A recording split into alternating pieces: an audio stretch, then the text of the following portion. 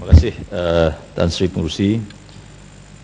Yang Mak Menteri, saya ingin membahas mengenai 07000 iaitu bawah tajuk perancangan bandar dan desa. Dan saya tumpuan khusus saya ialah mengenai 0700300. Mak Menteri, saya mohon perhatian khusus Mak Menteri di dalam membelanjakan belanjawan 2013 ini, terutama dari aspek isu yang mendesak dan isu yang berada di lapangan. Saya secara khusus menggesa kementerian mengadakan satu pindaan undang-undang terhadap peruntukan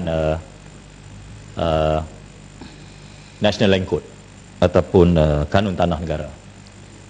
Mak Menteri faham apa yang saya maksudkan itu ialah, pertama sekali saya mahu kerajaan Malaysia pada hari ini mengusulkan bahawa prinsip adverse possession, Mak Menteri maklum adverse possession bahasa Melayu saya tak pasti, tapi Mak Menteri, kenapa perlu adverse possession di dalam undang-undang tanah kita? Di lapangan Mak Menteri, saya memberi beberapa alasan. Pertama sekali, kalau adverse possession ni Mak Menteri kita tidak adakan, Mak Menteri pun tahu, rakyat Malaysia terutama di desa, di kampung, ya, secara tradisi tinggal di tempat-tempat tertentu dengan pendekatan-pendekatan tertentu.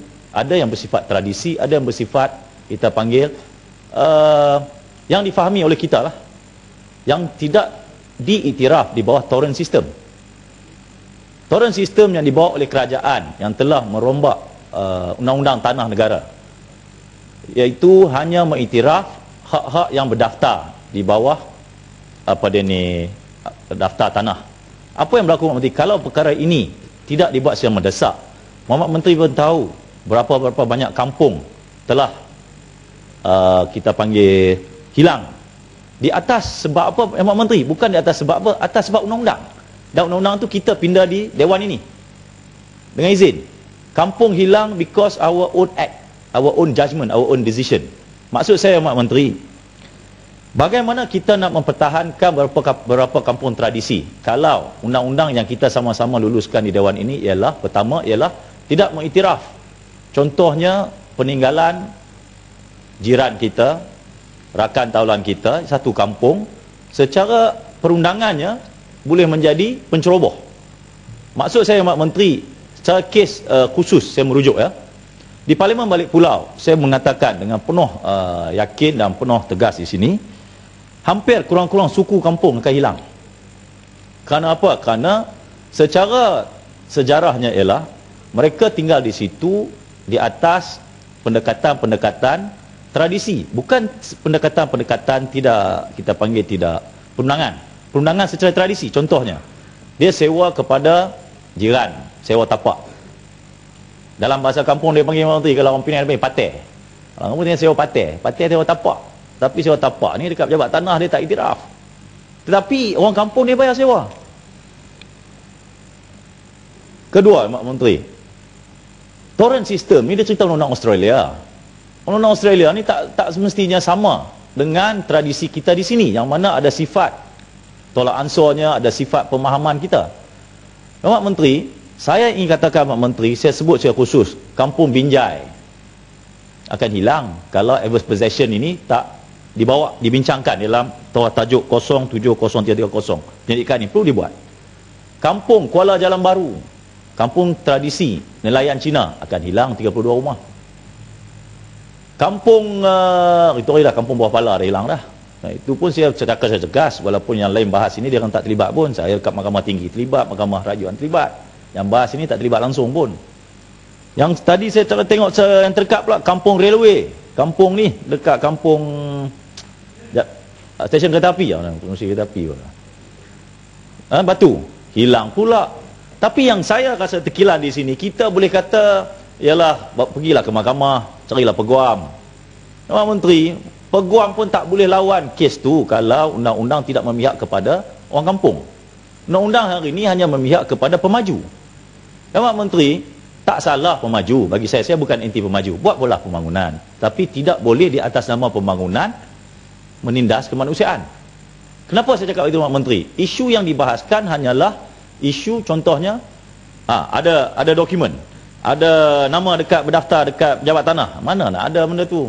Kadang-kadang yang ada kes tertentu ialah ada, Mak Menteri, tulis atas buku 35 je.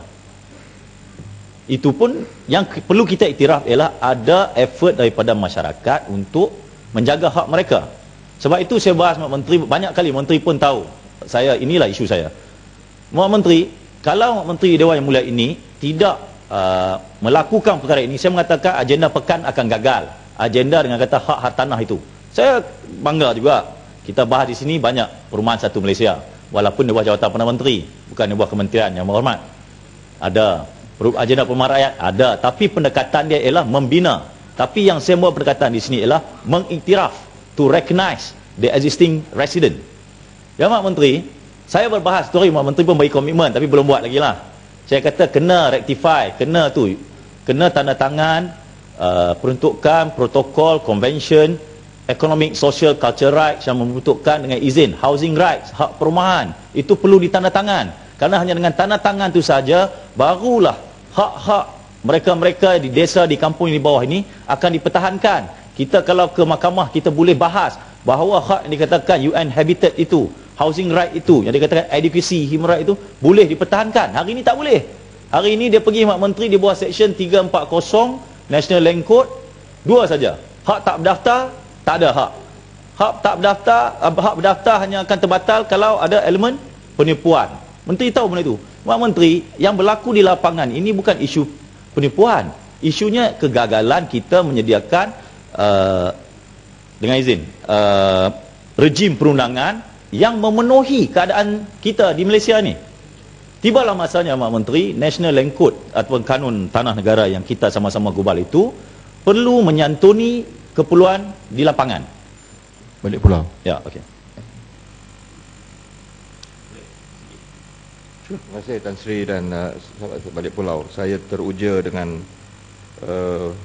hujah tentang National Land Code yang dalam nafa yang sama saya telah memberikan hujah semasa membahaskan bajet yang lepas dari Peringkat Dasar tentang keperluan kerajaan menubuhkan suatu suruhanjaya yang kita cadangkan Law Reform Commission untuk kita mengkaji mana-mana akta yang bersifat purba ini ataupun archaic law ini. Kerana saya setuju dengan Balik Pulau tadi bahawa setiap akta yang digubal dalam parlimen ini kadang-kadang terdapat dengan izin lakuna, kelemahan, kelompangan yang terjadi akibat daripada proses pembangunan ataupun berlakunya industri, kawasan industri yang nak dibangunkan. Jadi adakah Balik Pulau bersetuju supaya National Land Code ini juga mesti mengalami reform, land reform, supaya kampung-kampung tradisi, heritage ini dapat diselamatkan dan bukan hanya berhujah atas nama pembangunan. Apa pandangan yang berhormat Balik Pulau? Ya, terima kasih Kementerian. Satu cadangan yang baik. Ya, Mak Menteri, kita ada dua cabaran di depan kita. Satu, ekonomi pasaran. Kita selalu bahas bagaimana isu harga kita tak boleh kawal. Kerana kerajaan hari ini mau mengatakan kita sebuah kerajaan yang pro market. Dia tak salah itu. Saya boleh bersetuju dalam banyak perkara. Tetapi yang kita tidak bersetuju ialah market access. Apabila pasaran menjadi beban kepada mereka yang kurang mampu. Itu kita selalu kerajaan bertanggungjawab perlu mengadakan satu dasar. Ya, Mak Menteri, kalau itu pun kita tak boleh buat, kita perlu ketatkan undang-undang kita, terutama untuk mempertahankan mereka yang kita panggil tidak mampu. Undang-undang perlu mempertahankan mereka yang tidak mampu. Dan pada masa yang sama, Mak Menteri, kerajaan ada dasar warisan. Sehingga kan satu akta telah dibentangkan di Dewan ini. Ya, Mak Menteri, baru ini saya didatangi oleh mereka yang saya rasa masih tidak puas hati mengenai contohnya isu Kampung Tanjung Tok Kong. Mak Menteri Arif dengan Pulau Pinang, saya tahu Kampung Tanjung Tok Kong ni mungkin saya boleh katakan antara satu-satunya kampung Melayu di Georgetown lah, ya, Mak Menteri. Tetapi bayangkan mereka hari ini pasrah Kerana tanah tu tanah UDA. UDA kata UDA dapat tanah tu, tak ada hal UDA dapat pun kerajaan bagi. Dapat reclaim land semua banyak duit buat untung, tapi tak fikir pun masalah mereka yang kurang mampu. Bayangkan kalau hari ni yang Menteri cadangkan Dewan ini adverse possession. Menteri adverse possession yang saya cadangkan ini bukan satu adverse possession membabi buta. Adverse possession bersyarat. Dia boleh didokong dengan, Menteri tahu, Limitation Act. Dia boleh didokong dengan Land Registration Act. Dan ini bermaksud ada syarat-syarat tertentu. Maksudnya mereka yang tinggal kurang-kurang pun, Tan Sri Speaker, kurang-kurang kalau di macam di England tu dia kata lebih 12 tahun. Ataupun di New York tu dia kata melebihi sekian-sekian tahun. Di India melebihi sekian-sekian tahun. Tak bolehlah duduk 3 tahun nak claim apa dia ni, hak. Ya Mak Menteri perlu melihat perkara ini dengan serius Mak Menteri, kerana ada orang ada tanah tapi tak jaga. Kenapa? Kerana tok dia jaga, cucu dia datang dia nak jual saja. Itu yang berlaku sekarang. Banyak kes di Parlimen Balik Pulau Mak Menteri, ketika mana hayat hidupnya arwah berurusan dengan penduduk-penduduk secara sah, bayar sewa tapak, yalah ada yang sebulan RM10 pun ada, yang setahun RM10 pun ada. Tetapi isunya di sini Mak Menteri, ada niat di kalangan rakyat Malaysia walaupun tidak pendidikan tinggi untuk memastikan hak mereka terjaga, dan juga untuk memastikan tuan tanah yang mereka dapat, orang kata apa, ihsan tinggal tu dapat sikitlah peruntukan. Jadi ada pertimbangan-pertimbangan daripada mereka yang orang kata di kampung. Tetapi kalau kita hari ini selaku kerajaan yang hebat hari ini, kononnya kata mau memperkasakan hak tanah, tetapi kita pasrah dengan undang-undang hari ini yang hanya hari ini Menteri minta pegawai cek. Saya boleh katakan secara yakin kebanyakan kes, hampir ke semua kes yang ke mahkamah hari ini yang menang ialah pemaju. Tetapi kita patut ingat Mak Menteri, ada pemaju-pemaju yang bertanggungjawab dan ada pemaju-pemaju yang tidak bertanggungjawab. Kerajaan perlu juga mengadakan, selain pada saya katakan tadi adverse possession, itu satu dasar yang jelas. Tidak akan berlaku satu pembangunan perumahan kalau mereka-mereka yang tinggal ini tidak diuruskan dengan baik.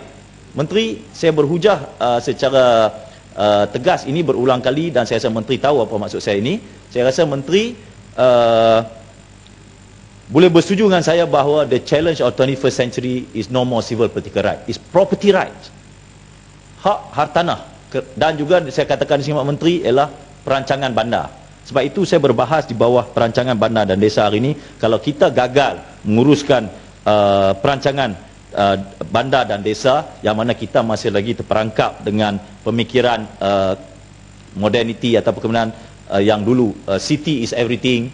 Jadi orang kampung dilihat sebagai satu bahan pelengkap saja, bukan bahan utama. Saya rasa hari ini kita akan gagal dalam perancangan pembangunan bandar dan desa. Akhir sekali yang saya katakan Mak Menteri, tolong pertimbangkan kalau boleh apa yang saya katakan sebagai Localism Act.